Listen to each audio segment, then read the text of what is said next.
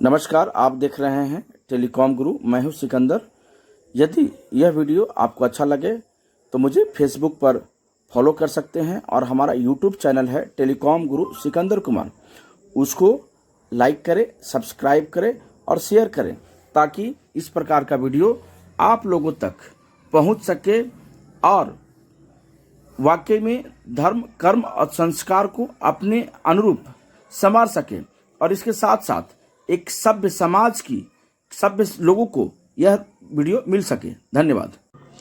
नमस्कार, जय श्री राम। मैं हूं सिकंदर और आप देख रहे हैं टेलीकॉम गुरु सिकंदर कुमार। टेलीकॉम गुरु सिकंदर कुमार दरअसल टेलीकॉम संबंधित वीडियो ही नहीं, बशर्ते समाज में हो रही विभिन्न आयामों को आप तक पहुंचाने को संघर्षरत है और हमारी कोशिश होती है कि हर चीज़ों को आपके समक्ष हम पेश करें और उसको पहुंचाएं ताकि आप उन चीज़ों को देखें, उसके बाद में आप अपना कंक्लूजन निकालें और बताएं कि कहां पर इसे और करेक्शन करने की आवश्यकता है।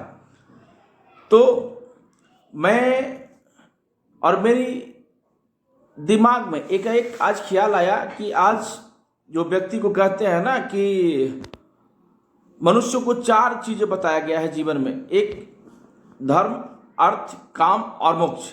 4 विशेषताएं हैं मनुष्य को। तो 4 विशेषताएं में जो सबसे प्रमुख मनुष्य का जो उद्देश्य होता है वह होता है मोक्ष। मोक्ष क्या होता है? एक कॉमन भाषा में समझने की कोशिश करें, सामान्य भाषा में, कि मोक्ष मतलब मोह का क्षय होना, यानी कि मोह का समाप्त होना, डेट इज कॉल्ड मोक्ष।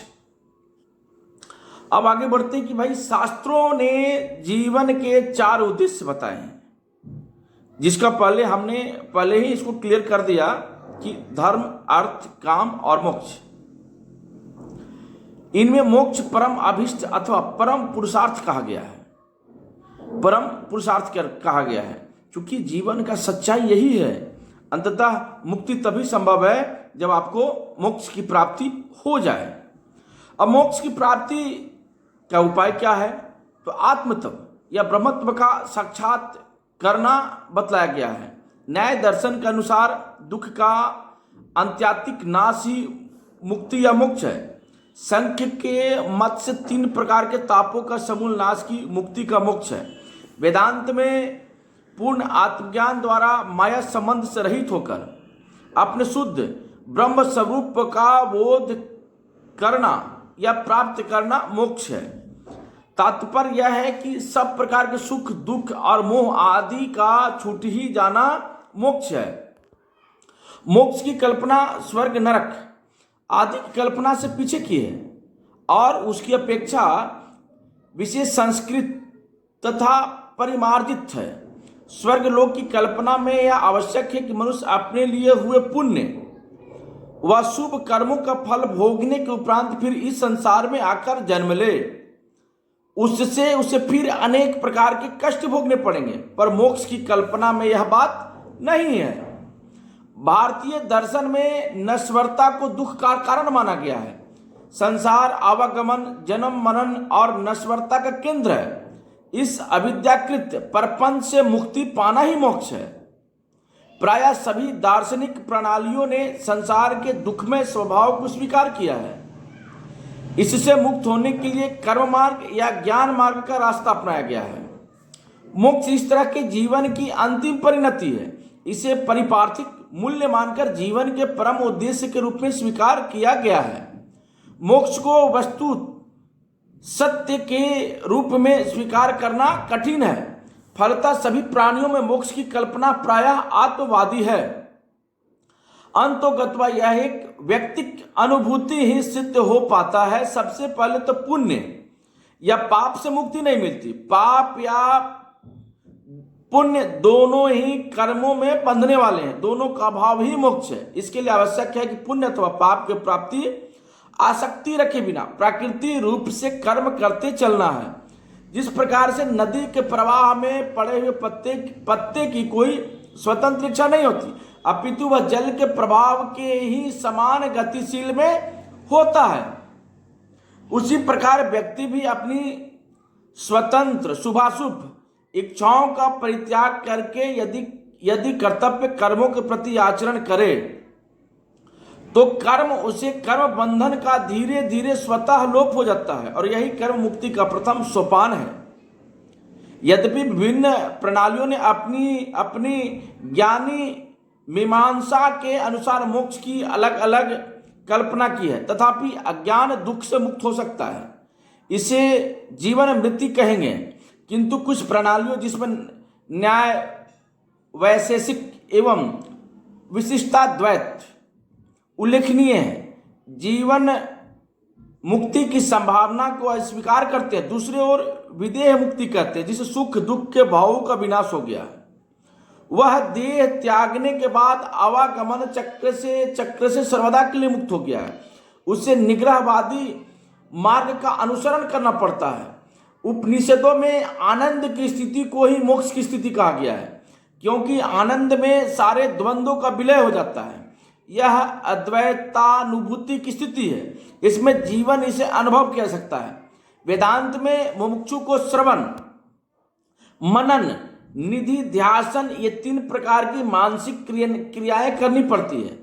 इस प्रक्रिया में नानात्व का जो अविद्याकृत है विनाश होता है उसे, और आत्मा जो ब्रह्म स्वरूप है उसका साक्षात्कार होता है।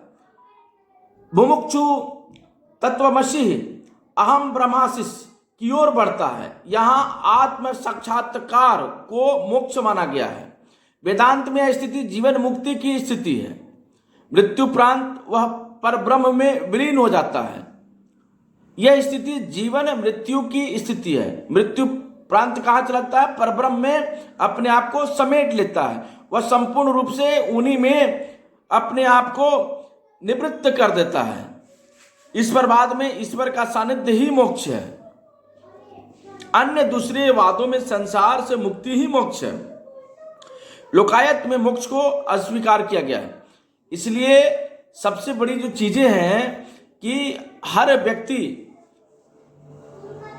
जो सनातन की विशेषताओं को मानता है, सनातन में जन्म लिया है, तो अंततः जो 4 पुरुषार्थ व्यक्तियों को जो माना गया है, धर्म अर्थ काम मोक्ष, यानी कि जीवन मरण तक के वह कोशिश करता है कि बार बार जो इस शरीर से जो से दुख कष्ट और जो पीड़ा हो रही थी उस पीड़ा से वह मुक्ति चाहता है। और ऐसे में वह कोशिश करता है कि अब ये जो मिलन जुलन आना जाने का जो क्रम जो से लगा हुआ था, उस क्रम से अपने आप को छुटकारा पाने की कोशिश करता है और प्रभु से वह विनम्र भाव में और नतमस्तक होकर के उस ऐश्वर्य और अद्वैतवाद संस्कृति को अपने मानने की जो उसकी प्रक्रिया है, उसे काम करने की जो चेष्टा है और ईश्वर के उस शाश्वत स्वरूप को पहचानने और जानने की उसकी लालसा उसे मुक्ति की ओर लेकर के जाता है।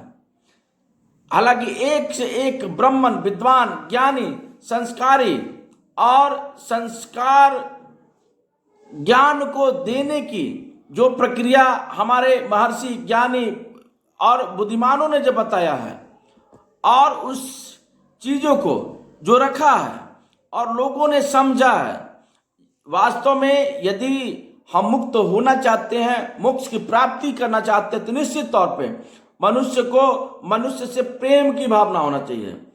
मनुष्य को ईश्वर का ही स्वरूप होना चाहिए। जैसे हम लोग कहते हैं ना जय श्री राम, तो हम राम जी किसको कह रहे हैं? आपके अंदर में उसी परमपिता परमात्मा श्री राम का प्रतिबिंब आत्म रूप में आपके शरीर में संलग्न है और उसी शरीर को हम लोग प्रणाम करके कहते हैं जय श्री राम। तो जय श्री राम कहने से हम उसी परमात्मा को बार बार याद कर रहे हैं, उसी परमात्मा के सामने हम नतमस्तक कर रहे हैं और सामने वाला भी व्यक्ति प्रत्युत्तर में देता है जय श्री राम या राम राम। तो उसी परमात्मा को बार बार आवाज दे रहा है और बार बार यही क्रिया प्रक्रिया अंततः मोक्ष का कारण बनता है। तो इंसान का जो सबसे बड़ी गति होती है या सबसे बड़ी आप सदगति कह सकते हैं, तो मनुष्य की जो 4 प्रमुख जो पुरुषार्थ है, उस पुरुषार्थ में व्यक्ति कोशिश करता है कि ये जो जन्म हो हमारा अंतिम जन्म हो। चूंकि हर व्यक्ति और हर प्राणी मोक्ष की कारण को ढूंढने की कोशिश करता है, परंतु सत्यता से दूर भागता है कि हर व्यक्ति के अंदर में, हर प्राणी के अंदर में उसी परमपिता परब्रह्म परमात्मा का जो आत्म स्वरूप है उसमें एक ज्योत की भांति टिमटिमा रहा है, और उसी प्रकार से उसे आदर करे जैसे सामने वाले करते हैं। कोई भेद नहीं, कोई जाति नहीं, कोई प्रथा नहीं। इन चीजों को जब तक आप नहीं मिटाएंगे तब तक आप मोक्ष की प्राप्ति के लिए तैयार नहीं हो पाते हैं।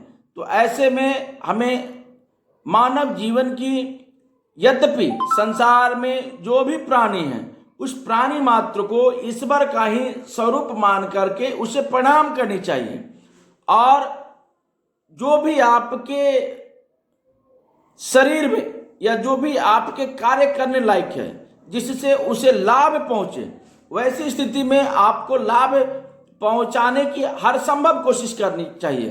तो वह कारण जो है वह आपको मोक्ष की प्राप्ति की ओर ले जाता है।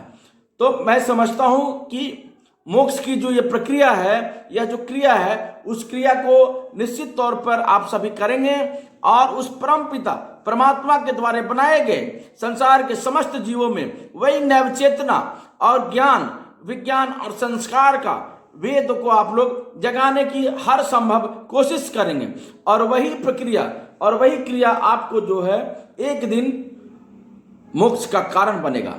तब तक के जय श्री राम भक्तों।